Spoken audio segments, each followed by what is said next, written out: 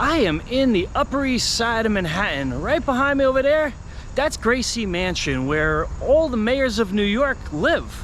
Except for one. Former Mayor Michael Bloomberg was a billionaire, and his personal house was nicer than Gracie Mansion, even though it's parked on the waterfront in a park in Upper East Side, New York. Today we're going to talk about setting expectations realistically. These are basically things I wish someone would have taught me earlier on in my career.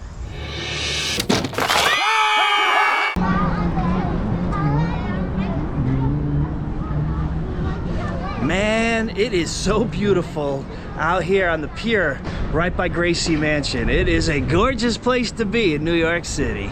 Mikol melamdei hiskalti. That comes from Psalms. It means from every teacher I have learned. I had a supervisor at a prior role that I seriously had a distaste for, but he taught me something very valuable, so I'm gonna reiterate it right here. I had the job of hiring people for a role, but I was trying to find the perfect candidates for this role, and I was struggling to find any candidates. In fact, hiring became a big challenge. So the lesson was stop looking for perfection and look for good candidates who are good enough. Can they do the job? Doesn't have to be the perfect candidate, doesn't have to be an expert in the field, as long as they are good enough. That was the lesson learned. And you know what? I run a charity for foster kids, and one of the things they say to prospective parents when they're looking to adopt a child is stop looking for that perfect child. They don't exist. You have to look for a child who's a perfect match for you, not the perfect child. That just simply does not exist. Works just the same for anyone who's parenting a child, for that matter.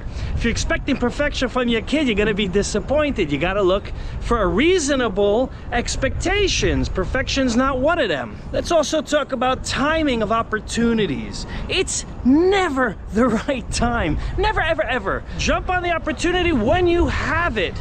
If you get that opportunity, grab it with both hands, okay? It's never gonna be the right time. Today's the right time. If not now, when? To quote the famous Rabbi Hillel in biblical history. Also, while we are talking about biblical things, there's a saying in the Talmud, tafasta merubeh lo tafasta. If you try to overachieve and go beyond reasonable expectations, you will achieve nothing. You will not complete anything. Very good lesson learned for business as well.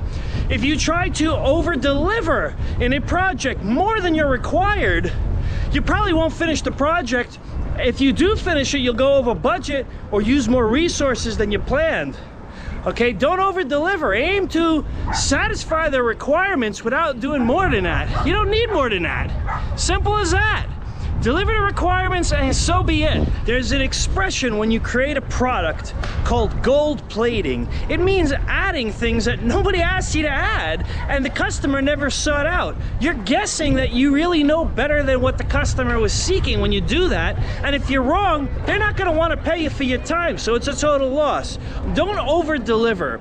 A better strategy is deliver exactly what was requested of you and then use continuous improvement after that. Talk to the client, find out what they're actually seeking to improve it, what they would appreciate, what features they need, do a focus group, do whatever you gotta do, but don't deliver what they didn't ask for. Nobody asked you for that. You gotta pay for that stuff. That's your time, that's their money. All right, make sure you're not delivering something they don't want. That's called gold plating. You add features nobody will ever use. Don't do that. Now, there are other aspects that you have to also have realistic expectations. Quality control. Most people say, I'm gonna strive for the best quality possible. That's not it. That's not how things work. You'll never finish if you try to make everything too perfect, even quality-wise. Now, there are ways to maintain high levels of quality without going beyond what's a realistic expectation. Six Sigma does exactly that. That is a methodology to measure your quality. However, your goal is to reduce defects, not to go beyond what is realistic for your product and for your resources. Six Sigma level of quality means measuring how many defects you get and reducing it, but not to zero, to a very small amount, and doing so at each level of your build process, so cumulatively you end up with a high quality product. However, that doesn't mean zero failures. It means you're gonna have some failures. It's just within an acceptable range. Everything has to do with moderation. Set your goals in moderation, make sure they're realistic goals, and make sure you can achieve them when you set them, because if you're aiming too high, you may miss everything and lose it all instead of aiming for something more realistic and winning. When an experienced entrepreneur starts a new startup or project or business, everyone knows you got to start with the MVP, minimally viable product. You don't start out providing every function and feature in the kitchen sink, okay? You don't do that. If you do that, you don't ever manage to prove that your project is going to be effective and profitable before you put in this huge amount of effort. You're always with a startup suggested to start with an MVP, minimally viable product.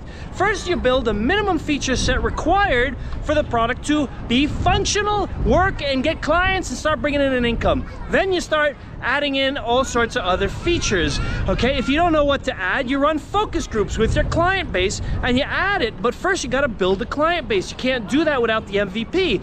You don't add features before the focus groups or before finding out what features they're really going to use and pay for, okay? Sometimes you ask people and they go, yeah, I'll use it, and then they never do it, okay? But if they're your client and they're going to pay, then it's a different story. So for them to be your client, you need to have that MVP, the minimally viable product. Do not launch a business with every bell and whistle right out the gate. You're better off launching earlier with fewer features, the minimal amount of features to make the product functional, and then add those bells and whistles afterwards when you're making money and getting clients. Set the expectations realistic. All right, I am at the end of the pier here from the park that connects to Gracie Mansion, so I'm out of runway and I'm out of topic. I appreciate the time you spend watching these videos. Please like, share, and subscribe. Share with everyone you know, even if they set realistic goals or they set goals that are to the sky and you know they have no chance in the world of achieving them. Share this with them so they can appreciate it, hopefully too. I appreciate your time spending watching these videos. Thank you all, and I'll see you all in the next video.